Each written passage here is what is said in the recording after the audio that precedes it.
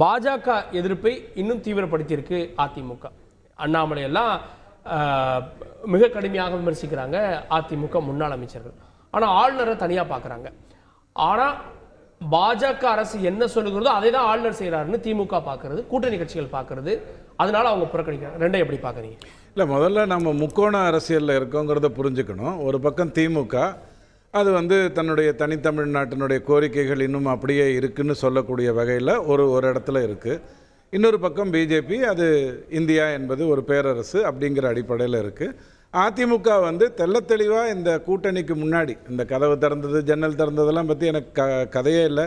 கலையா எவ்வளோ சொன்னாலும் அதிமுக பிஜேபி கூட்டணிங்கிறது இதற்கு பிறகு அண்ணாமலை இருக்கின்ற வரைக்கும் நடப்பதற்கு சாத்தியமே இல்லை. அவங்கள தானே சொல்கிறாங்க. இல்லை, பிஜேபி கூட்டணிக்காக அலையுதுங்கிற அளவில் சொன்னார். அந்த மாதிரிலாம் எதுவும் இல்லை. அந்த அலையே வேறு, அது கடல் அலை, அதுக்கான வாய்ப்பே இல்லை. ஆனால் எடப்பாடி ஐயா சொன்னது என்ன? தேசிய கட்சியால் தமிழ்நாட்டுக்கு எந்த பிரயோஜனமும் இல்லைன்னு சொல்லிட்டார். இதை விட கடுமையான விமர்சனம் என்ன வேணும்? அறிவு கெட்டவனே அப்படின்னு சொன்னதுக்கு பிறகு முட்டாள்னு சொல்லணும், கேப் மாதிரி முள்ள மாதிரின்னு சொல்லணும்னா அது மாதிரி ஒன்றும் இல்லை. சொல்லியாச்சு அறிவு கெட்டவன்னு அவன் சொல்லிட்டான், அதோட மேட்டர் முடிஞ்சிருச்சு. இப்போ கேள்வி என்ன அப்படின்னு சொன்னால், ஆளுநர் அப்படிங்கிறவர் ஒரு கான்ஸ்டியூஷனல் ஹெட். அவர் நாளைக்கு எதுக்கு கூப்பிடுறாரு? இந்த நிகழ்ச்சியை பார்த்துட்டு இருக்கிற இந்தியர்கள் அனைவர்களுக்கும் சுதந்திர தின நல்வாழ்த்துக்கள். அடுத்த 24 வருடம் நம்ம பெரிய அமிர்த் காலை நோக்கி போகிறோம், 100 ஆண்டு காலத்தை நோக்கி போகிறோம். ஆரம்பத்தில் நிறையா பாதைகளில் நடந்தோம். அதற்கு பிறகு 89, 90க்கு பிறகு கொஞ்சம் லிஃப்ட்டில் போக ஆரம்பித்தோம். இப்போ கொஞ்சம் பறக்க தொடங்கி விட்டோம். அதற்கு பிறகு விண்கலம் தாங்கிற நிலைமைக்கு நம்ம போகிறோம். அந்த வாழ்த்துக்களை பகிர்ந்துக்கிறேன். இப்போ கேள்வி என்னென்னா, ஆளுநருக்கும் திமுகவுக்கும் எதிர்ப்பு வந்ததில் திமுக கடுமையாக பேசின 3 விஷயம் என்ன? நீட்டு. அதில் ஏதாவது மாற்றம் வந்ததா? சுப்ரீம் கோர்ட்டுக்கிட்ட போய் 85 லட்சம் பேர் கையெழுத்து வாங்கி கொடுத்த உடனே தூக்கி போட்டுருச்சு. கொடுக்கறதுக்கு முன்னாடியே இவங்க மாநாட்டிலேயே பேப்பரை தூக்கி போட்டு தான் போனாங்க. நீட்டை பொறுத்த வரைக்கும் ரம்மி எடுத்துப்போம். ரம்மி இன்னைக்கு நிந்திருச்சா? விளம்பரம் வருது, எல்லா இதுலேயும் ரம்மி விளம்பரம் வருது. இதைத்தான் ஆளுநர் சொன்னார், ஐயா உன்னால் நிறுத்த முடியாது. உச்சநீதிமன்றம் கொட்டுன்னு கொட்டுச்சு பாருங்க. எல்லா என்ன பவர் இருக்கு? நீங்க ஒரு முடிவு எடுக்காம இருப்பதே முடிவுன்னு சொல்லுவது தவறு இல்லையான்னு கேட்டுச்சு. அதான் அங்கே ஒரு வித்தியாசம் நல்லா புரிஞ்சுக்கோங்க.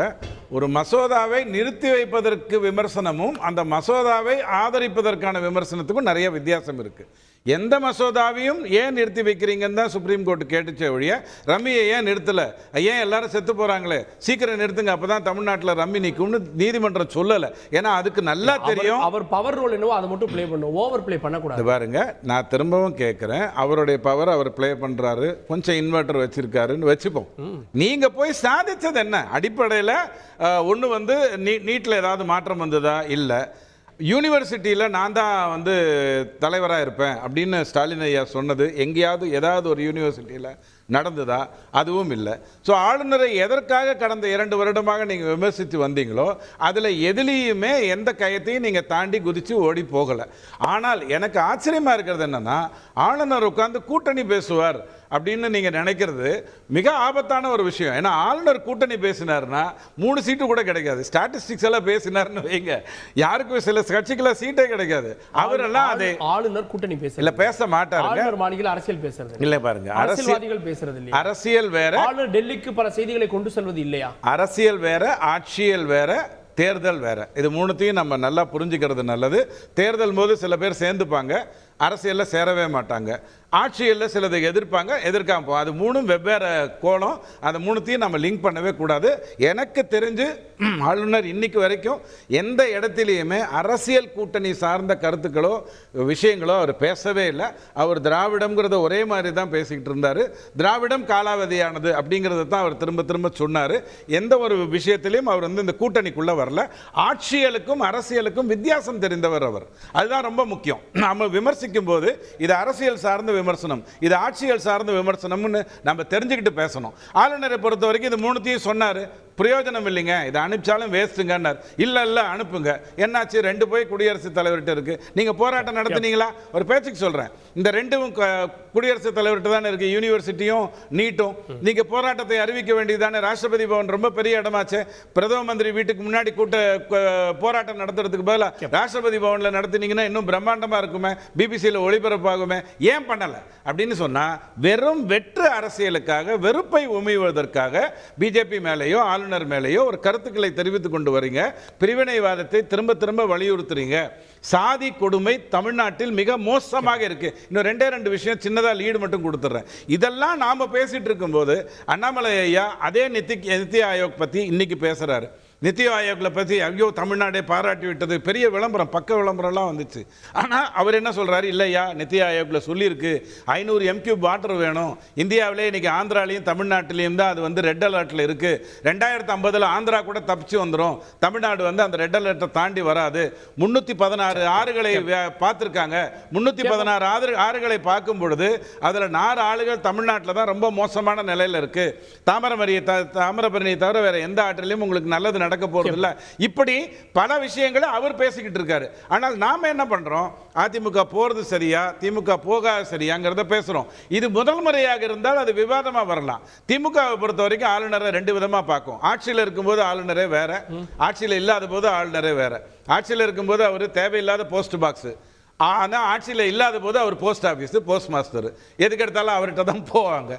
இப்படி ஒரு நிலைப்பாட்டை திமுக தொடர்ந்து வைத்துக் கொண்டிருக்கும் போது இதில் பங்கேற்காம இருக்குது. திமுகவும் கூட்டணி கட்சியில் பங்கேற்காம இருப்பது எதிர்ப்பு அரசியல் ஒரு அடையாளம். விக்கிரவாண்டி தேர்தலில் அதிமுக பங்கேற்காத போது திமுக என்ன சொல்லிச்சு, ஏன் எதிர்க்க வரமாட்டேங்கிறீங்க? அவங்க எதிர்ப்பை தெரிவிக்கிறதுக்கு தான் பண்ணாங்க. அவங்க சொன்னாங்க, ஐயா இடைத்தேர்தலுங்கிறது உங்ககிட்ட தான் வரும், இந்தியாவிலேயே ஆளுங்கட்சியை தவிர ஆளுங்கட்சி வெற்றி பெற ஒரே மாநிலம் தமிழ்நாடு தான் அப்படின்னு சொன்னாரு. டீ பார்ட்டிக்கு வராதது இல்ல பாருங்க, ஒரு எதிர்ப்பை தெரிவிப்பதுங்கிறதுல நீங்க முரண்படக்கூடாது. அவங்க வந்து அந்த தேர்தலை முரண்பட்டதுக்கு காரணம் என்ன சொன்னாங்க, எப்படி நீங்க ஊழல் பண்ண போறீங்க, பணம் செலவு பண்ண போறீங்க, நான் வந்து பணம் செலவு பண்ண போறது இல்லைன்னு சொன்னாங்கன்னாலும் பங்காளியா தான் பண்ணாங்களோங்கிற சந்தேகம் எங்களுக்கு இருக்குது. அது வேற விஷயம்.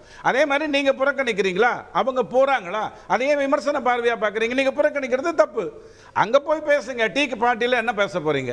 ஒரு அவர் என்ன 60ஆம் கல்யாணத்துக்கு கூப்பிட்டாரு உங்களை? நாளைக்கு அவர் சஷ்டித்த பூர்த்தின்னு உங்களை அடைச்சாரா? தேசத்தினுடைய சுதந்திர தினத்துக்கு உங்களை கூப்பிட்டுருக்காரு. தேசம்னாலே உங்களுக்கு பிடிக்காது, மூவர்ண கொடினாலே பிடிக்காது. அதுதான் பிரச்சனைங்கிறத நம்ம பேசுறோம். எல்லாத்தையும் சொல்லுங்க. எல்லாத்துக்கும் தான் சொல்றேன். கேட்போம். காங்கிரஸ் தரப்பிலிருந்து மூத்த தலைவர் திரு இதயதுல்லா அவர்களும் இணைகிறார். வணக்கம் திரு இதயதுல்லா. ஆளுநர் விருந்த புறக்கணிக்கிறதுல ஒவ்வொரு காரணமாக சொல்றீங்க. முன்பு மசோதாக்கள் இருந்தது, இப்போ மசோதாக்கள் போயிருச்சு. ஆனால் திமுக கூட்டணி கட்சிகள் சொல்லுவது பல காரணங்களா இருக்கே, அதுல அரசியல் தான் இருக்குன்னு குற்றச்சாட்டு வைக்கிறாங்க. ஆளுநருடைய தேநீர் விருந்து என்பதை ஏன் புறக்கணிக்கிறார்கள்? ஆளுநர் தமிழக மக்களுடைய திட்டங்களை, தமிழக மக்களுடைய வளர்ச்சியை புறக்கணிக்கிறார். எந்த ஒரு காலகட்டத்திலும் தமிழகம் கேட்ட நிதி விஷயமாக அவர் பேசியதில்லை மத்திய ஒன்றிய அரசிடம். அதே போன்று தமிழ்நாட்டுடைய பல பேர் வளர்ச்சிகளை தடுப்பதிலே அவர் நிச்சயமாக முன்னணியில் இருக்கிறார். தமிழ் மக்களுடைய பல்வேறு விஷயங்களிலே அவர் வழக்கு சுப்ரீம் கோர்ட்டுக்கு போய் அங்கே அவர் குட்டுப்பட்டதை நாம் பார்க்கிறோம். இந்த அரசுக்கு எதிராக தொடர்ந்து நடக்கிறார். சட்டமன்றத்திலேயும் அரசு பொதுவாக ஒரு மரபுன்னு ஒன்று இருக்குது, இதை எழுதி கொடுத்தா இதை படிக்கணும்னு, அதுக்கு விரோதமாக படிக்கிறது மட்டும் இல்லாமல் எழுதி கொடுத்ததை படிக்காமவும் இருந்தார். அது மட்டுமல்ல, பல்வேறு அரசுடைய அந்த திட்டங்கள் இருக்கு இல்லையா, அந்த அந்த மசோதாக்களை வந்து அவர் நீண்ட காலமாக தள்ளி போட்டார். இதற்கே 2-3 முறை உச்சநீதிமன்றம் அவரை தடுத்து இருக்கு. அதுக்கப்புறம் முதலமைச்சர்லாம் போய் பேசினார், 2 பேரும் உட்காந்து பேசுங்கன்னு சொன்னாங்க, பேசினாங்க.